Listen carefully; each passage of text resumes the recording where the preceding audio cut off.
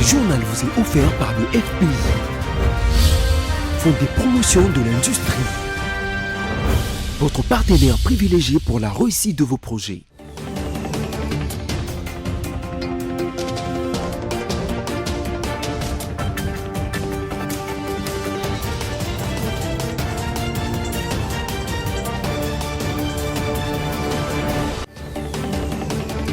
Bienvenue à cette nouvelle session d'information sur votre chaîne. Madame, Monsieur, voici le menu.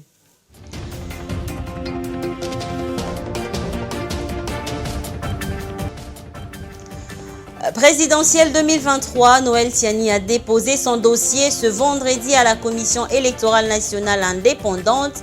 Il a pour objectif de faire mieux que ce qu'il devrait faire en 2018 au cas où il serait élu. Contrairement à ce qui se dit sur la toile, les FARDC confirment leur engagement à préserver la paix à l'est du pays et ne sont concernés ni de près ni de loin par les troubles menés actuellement par certains groupes armés dans le territoire de Massissi. Et enfin, plus de 110 personnes ont été tuées dans une attaque de drone contre une académie militaire en Syrie. À la suite de cette attaque, Damas a répliqué par des bombardements intensifs de zones rebelles. Voilà tout pour les menus. Encore une fois, bonsoir et merci si vous nous rejoignez.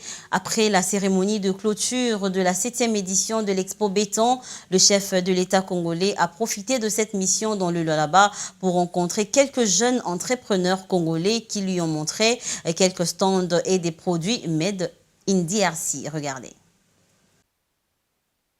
Après avoir clôturé la 7e édition d'Expo Béton, le président de la République Félix-Antoine Tshisekedi Tshilombo s'en est allé encourager les jeunes entrepreneurs congolais dans leurs différents stands. Le chef de l'État a visité le stand de la province où on lui a présenté une voiture électrique, fruit du génie scientifique congolais et des échantillons de matières minérales. Il a ensuite visité Naïssa Engineering, une sous-traitance spécialisée dans l'architecture, l'ingénierie, les travaux publics. Plusieurs petites et moyennes entreprises ont salué la visite des stands par le président de la République, visite qui les réconforte et les encourage à persévérer dans leurs différents métiers.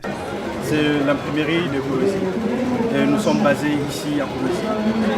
Nous sommes spécialisés en grandes impressions et nous confectionnons aussi des tennis pour les entreprises minières. Nous faisons la broderie, nous faisons tout ce qui est impression sur bâche, casquette et tout ce qui est dans ces salons miniers comme bâche et drapeau. 100% congolais avec 99% des personnels congolais. Nous sommes dans le nettoyage. Le nettoyage, on fait toute forme de surface. Les carreaux, le marbre, le vitre, on nettoie tout. Même si le carreau est vraiment sale, encarcé, on nettoie tout. Et nous sommes dans le jardinage, même dans la prison, c'est nous qui assurons le jardinage, l'assainissement, même aussi la décoration intérieure. On a les massages, on a la manicure, on a la pédicure, on fait tout.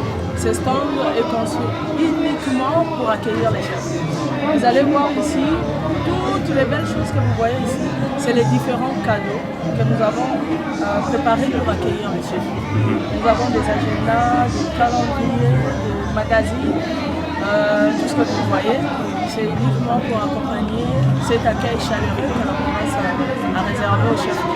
L'émergence de la classe moyenne congolaise figure parmi les préoccupations majeures du président de la République Félix-Antoine Tshisekedi Tshilombo qui a visité plusieurs stands d'Expo Béton qui se veut un événement incontournable dans l'industrie de la construction.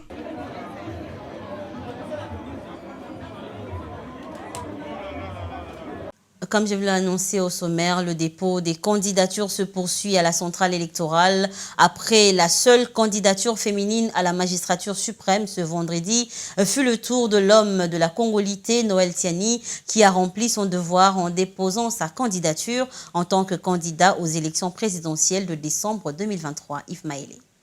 Malgré sa défaite à l'élection présidentielle de 2018, cet ancien haut fonctionnaire international, le docteur Noël Tiani Mwadian-Vita, a renouvelé son ambition de solliciter le suffrage des Congolais pour briguer la magistrature suprême en se présentant à nouveau à l'élection du décembre 2023. Avant de se livrer à la presse, le candidat président Noël Tchani a résumé son entrevue qu'il a eue avec le numéro 1 de la Commission électorale nationale indépendante, Denis Kadima. Nous avons parlé du processus électoral et il nous a assuré que les élections auront lieu dans les délais qui sont prévus le 20 décembre 2023 et que le meilleur, c'est lui qui va battre campagne et qui va convaincre la population congolaise à voter pour lui. Ce meilleur-là sera proclamé président de la République. Je suis très rassuré de ce discours-là. Pourquoi? Parce que dehors là, on essaie de motiver les gens, de démotiver les gens en disant que les élections n'auront pas lieu.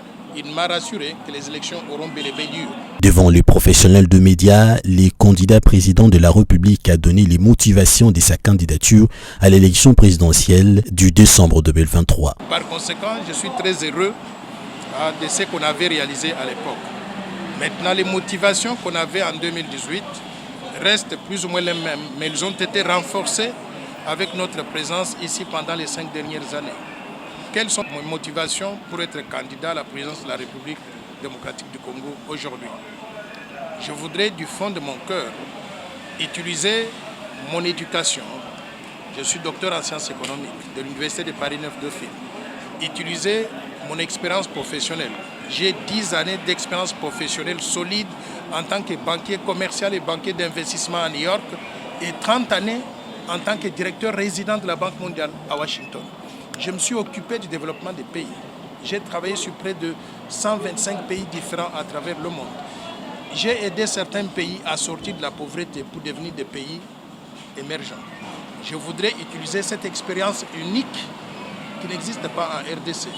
Retenons que le docteur Noël Tchani Mwadjanvita a déposé sa candidature juste après celle de plus de 10 autres candidats présidents de la République.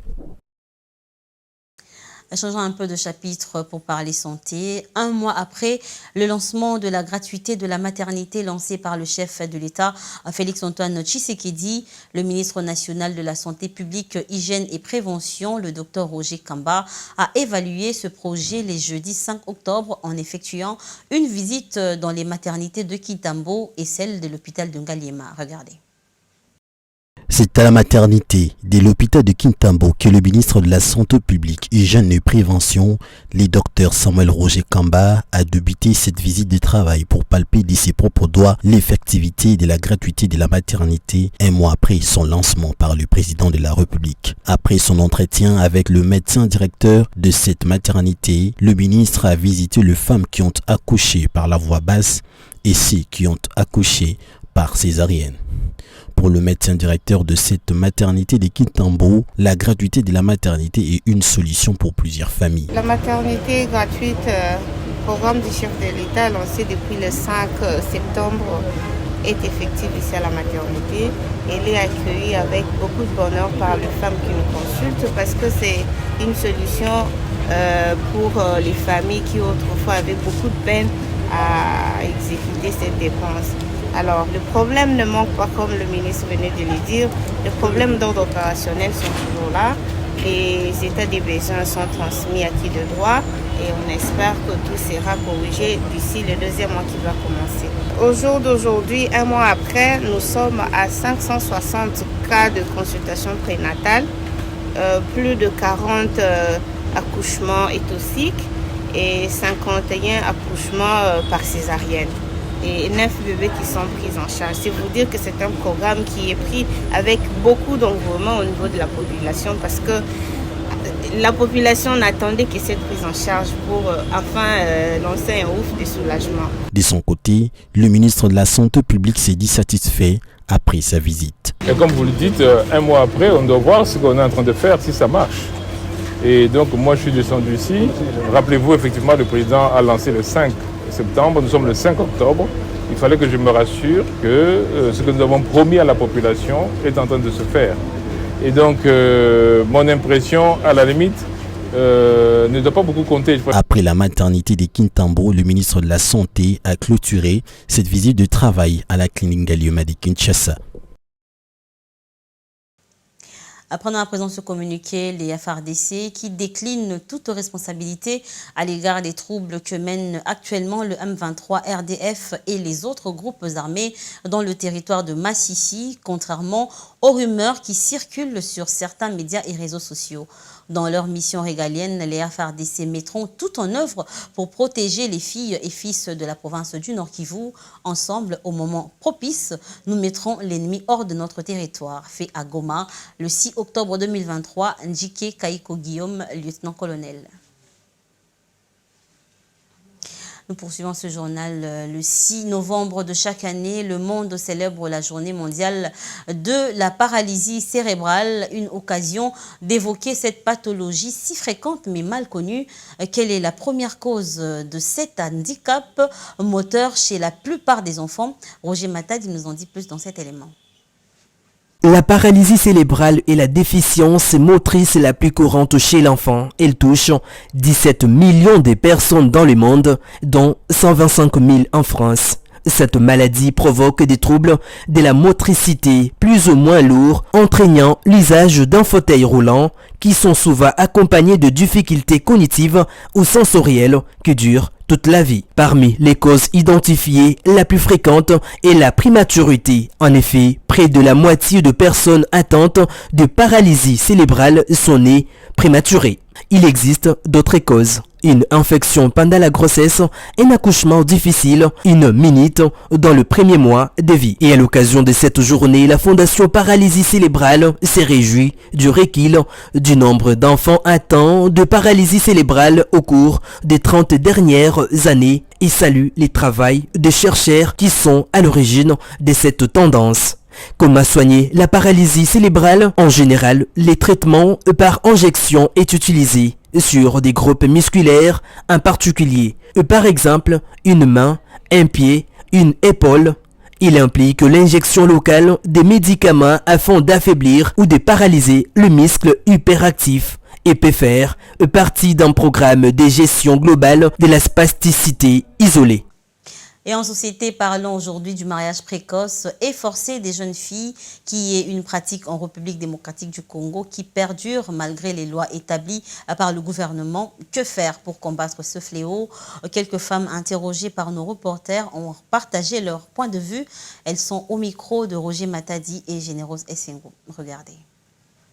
Il faudrait savoir cette question de la précocité du mariage. Ça peut être bien à l'extérieur, mais est-ce que c'est adapté à nos us et coutumes? En RDC, particulièrement à Kinshasa, les gens peuvent respecter en disant « ma fille doit se marier à 18 ans ». Mais est-ce qu'au fin fond, cela sera respecté? Mais par rapport à mon avis, je dirais que je suis contre cela. Pourquoi? Parce que ça ne permet déjà pas la jeune fille avoir accès à l'éducation. Vu les tâches ménagères, au-delà de ça, elle va courir des risques sur les violences conjugales. Au-delà de ça, lorsque la jeune fille est en danger, ce n'est pas qu'elle-même, mais c'est tout un pays qui est en danger. Dans toute règle, il y a des exceptions. C'est vrai qu'on peut dire qu'on ne peut pas épouser une personne qui a moins de 18 ans. Pensez-vous que toutes les personnes qui ont plus de 18 ans ont la capacité ou encore, je dirais, la capacité de pouvoir aussi gérer un mariage? Non, la loi cadre que je peux vous dire d'emblée, c'est la loi sur la protection de l'enfant. Cette loi qui détermine l'âge de la minorité à moins de 18 ans et celle de la majorité à plus de 18 ans. Cela n'est qu'une conséquence pour dire que la précocité de l'âge du mariage, c'est moins de 18 ans. C'est comme ça que je relève. Pensez-vous que l'âge de 18 ans est un âge où tout le monde est capable d'aller au mariage? Ça, c'est ce qui est présupposé, mais dans le cas pratique, ne trouvons-nous pas des enfants de moins de 16 par exemple, ou 17 ans? Dans la province du Kwilu, depuis le conflit Teke-Eyaka, les déplacés qui résident au marché de Malébo seraient abandonnés par le gouvernement du Kwilu, Maïndombe et Central et ne savent pas à quel sens se vouer. Ils ont ainsi exprimé leur ras-le-bol au sujet des conditions dans lesquelles ils vivent actuellement. Dans une déclaration faite à la presse, ils informent qu'ils vont sortir dans les rues pour une marche des revendications ce lundi 9 octobre.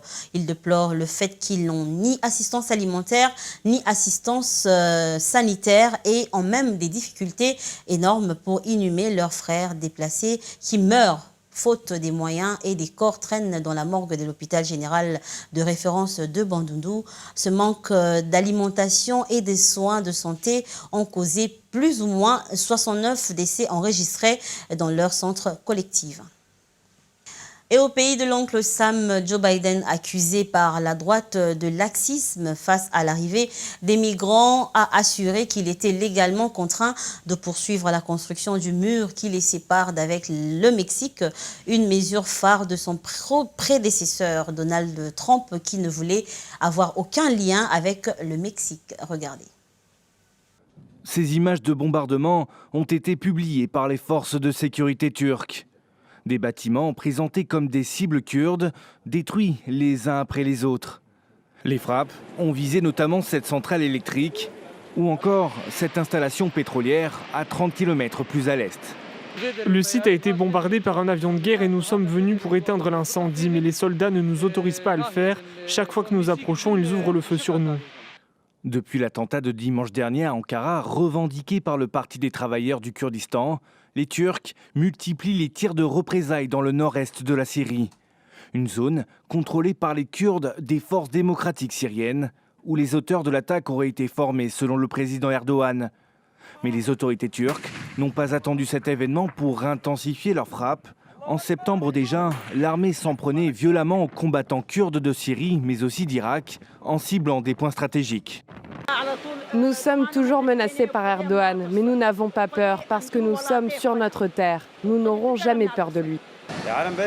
Nous sommes déjà confrontés à des pénuries et les gens s'inquiètent de savoir comment préserver ces ressources. Lorsqu'il y a une menace d'attaque contre des installations, cela provoque des pénuries sur les marchés et la peur aussi parmi la population. Une situation qui crée aussi des tensions avec les États-Unis, soutien des forces démocratiques syriennes. Jeudi, les troupes américaines ont abattu un drone turc au nord de la Syrie. Selon le Pentagone, l'engin volait à moins de 500 mètres de leur emplacement et représentait une potentielle menace. Ce journal est terminé. Place à présent au rappel du menu.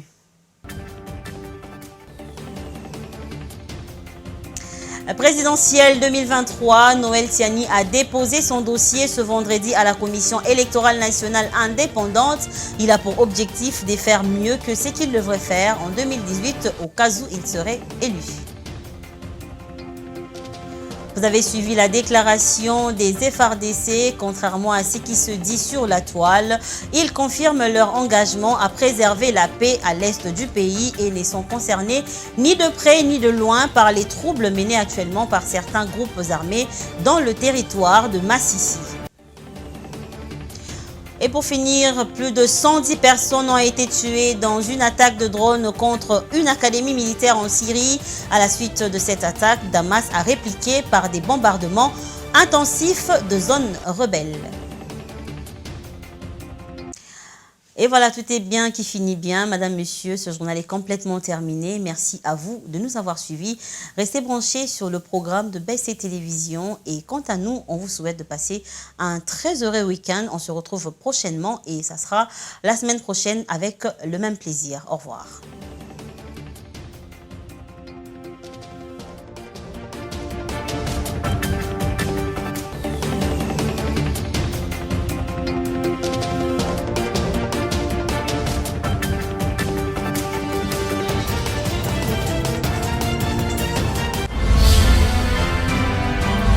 Ce journal vous a été offert par le FPI, Fonds des promotions de l'industrie, votre partenaire privilégié pour la réussite de vos projets.